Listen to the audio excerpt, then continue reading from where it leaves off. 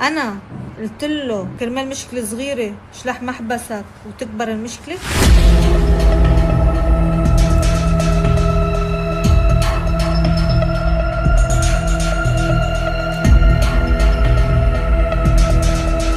شو صار؟ ليش انقلب كل الموازين؟ هيدا الحلقه المفقوده.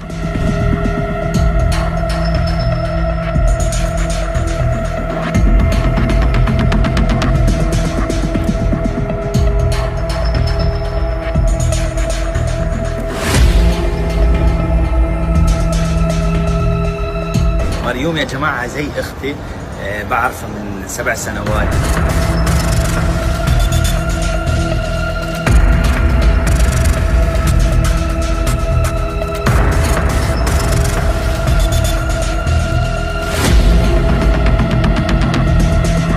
انه بدي اعيش حياتي وهيك احسن، وبعدني صغير وخالص الموضوع.